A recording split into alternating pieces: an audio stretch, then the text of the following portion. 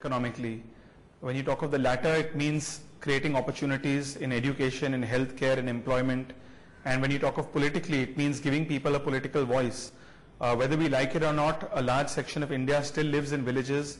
A large section of India's youth comes from underprivileged backgrounds. The caste system still exists, is still very prevalent in many parts of India. So you have to give a political opportunity also to young people where they feel that they're participating in the larger political process of this country. Mr. Vadakan, we were just talking about changing mindsets. Now, how do you address a problem like this, where we are wondering what is going to be our real formula in the next 10 years to generate jobs? Do we have an answer there? You must realize that this country in the coming 10 years is going to be at a level which we have never seen before. Which is? Which is, there will be jobs available, there will be opportunities available, but what is important is to identify a window of opportunity. That's where I said the mindset. I'm an engineer doesn't mean that I need to get exactly what I have perceived to be, what I thought I should get. That's where you need to change your mindset. You need to adjust to the markets, the call of the market. Does that leave a sense of disillusionment? Sanjeev, for example, if I today learn the skill of manufacturing and tomorrow I don't get that job but I have to look at something else, I'm going to wonder why did I spend my entire life doing this, acquiring this particular skill. I mean, how would you respond to Mr. Vadakan's argument there? I think he's right on one thing. I disagree with this whole idea that India is not generating enough jobs. India is actually generating a lot of jobs. The problem, and we have a lot of unemployed. Why don't the unemployed get those jobs? Yeah. The reason is they don't have the skills. And it's a huge failure of our education system, particularly about higher education system, but also through the system, that we are unable to get people who want jobs to those jobs, and that is the true failure of the system. Now, you just mentioned that is it possible that you're going to get skills that you cannot, and you may discover that your skills don't work. Well, as it happens to be, that's true always. The world changes and you have to change with it. The problem with our education system is that it gives us very narrow kind of skills, and that's where the mindset issue comes in. Our education system has got to teach people to learn to learn. I know, though, that's a huge debate by itself, but let's get Jyotiaditya's view. Young people looking for education, but education is not really getting the numbers stacked up. While we keep saying, the system is not right, but where are the teachers? Where are the people who are going to train some of these people? We don't seem to have the student-teacher ratio, right? And then we'll have these various engineers and skilled people, if at all they manage to get their skill, come out and say, hey, where are my jobs? Well, I think that therein lies the conundrum, because it's very important to focus in on vocational training so that we've always had a supply-led system, i.e., put everyone through college and then look for opportunities. Whereas we should also look at a balance between a supply-led system and a demand-led system, and therefore look at what the market really is looking for and skill our youth according to the demands of the market so that they can actually go and find much more productive opportunities. And that's what the focus is all about. Your question on education is much more complicated, as you yourself mentioned, because we are a federal polity. And when you're a federal polity, the execution part of the educational project is very much dependent on the capability of states. And therefore, you have a wide diversity and a wide disparity among states, some who have performed exceedingly well and others who haven't. Mr. Rudy? You'd agree with that? It's a complex matter. No government gets an easy solution on this one. Well, he talked about reforms, but if you have to very closely analyze what have been reforms, the entire polity today is based on a couple of aspects. A lot of subsidy because you have to make people feed, people survive. Yeah. A lot of separation in the shades of society because you have to build up caste-based structural reservations. A lot of reforms are put behind because that could be certain implications on political aspects like religion, like geographical area. The entire politics to use the resources to make you come forth with a begging bowl. And this is the policy which has completely put the country's economy off track, and we wait for some global crisis to happen. Then we keep on complaining to the whole world that there is a global crisis and no employment is there because there is a financial crisis across the world. So all these things is politics. And the day we do not set the politics of this country correct, whatever you want for this generation, it is not point there that we have everything around, but we don't know what is feeding into what. You want to quickly react to that, Shivinder? Well, you know, honestly, you can get stuck into the argument of politics and get derailed. I think I'll put the whole conversation that we had in a little bit of a different context. If you look at the first few decades after we got independence, most of the jobs conversations, if your father and your mother were telling you where to go for a job, you'll either go for an IAS or you'll go for the army. Right. Over the next few decades, it changed to be either an engineer or a doctor. Over the last decade or so, it was IT, telecom, probably financial services. So if I just take back the last 60 years, we've gone from government-oriented jobs to technique-oriented to now industry-oriented jobs.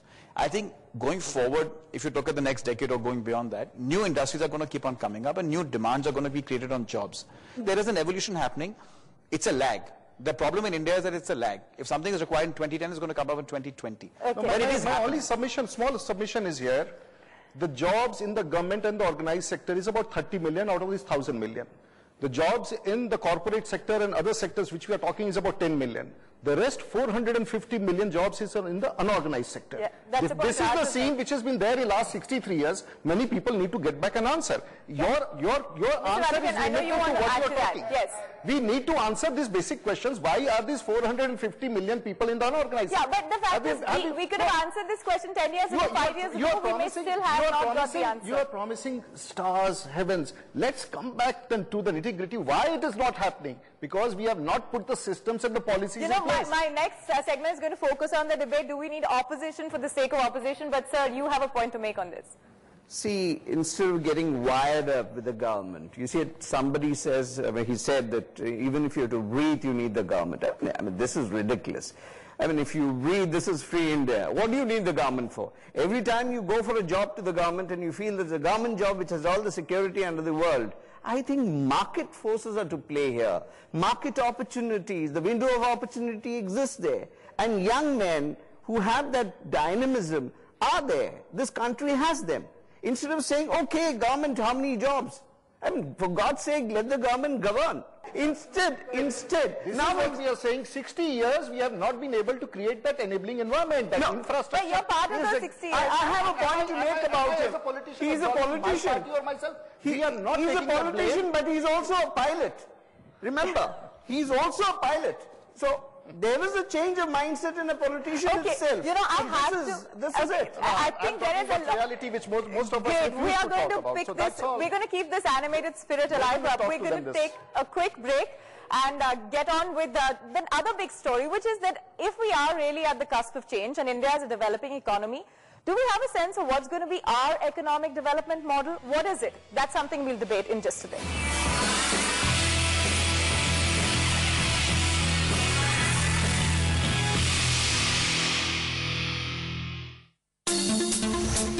Success means a step forward in life, level of contentment and satisfaction. Failure in business to me means an opportunity to learn. My employees mean a lot to us, and if it was not for their team effort, the organization would have not grown.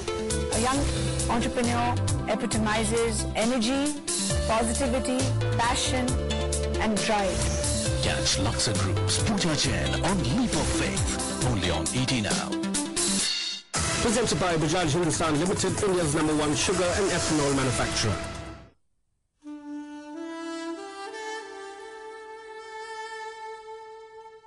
Bharat Matrimony, bringing Indians together. We at Oriental Insurance wish our customers and all the citizens of India a happy Independence Day. Jai Hind.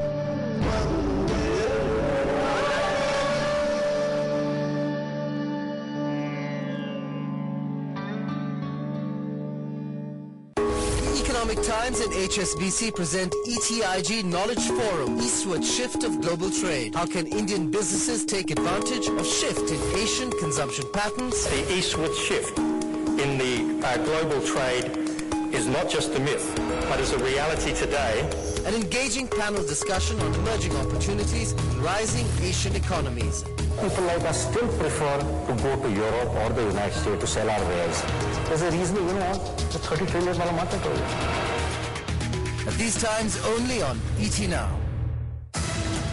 Brought to you by HSBC, the world's local bank.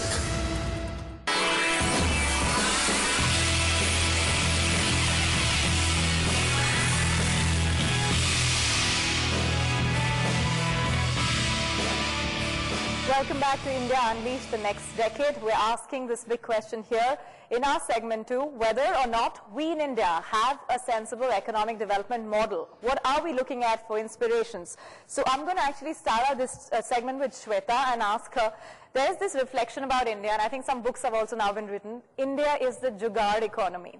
As a person who interacts with so many young people, what are the impressions when people think of India as an economic model? You know, people do thrive despite whatever, you may call it jugaad or whatever. And I think that's a special quality about India and the youth is you adapt through whatever. We're great entrepreneurs, as one of the gentlemen said. Starting from the basics, actually, just starting from what do you see the requirement of the country will be, say, 5-10 years ahead. Whether you're talking grassroots, you're talking urban youth, anybody, you have to be able to foretell. You are in the retail sector. Now, it's public knowledge. It's not been easy to have that sector function here in India.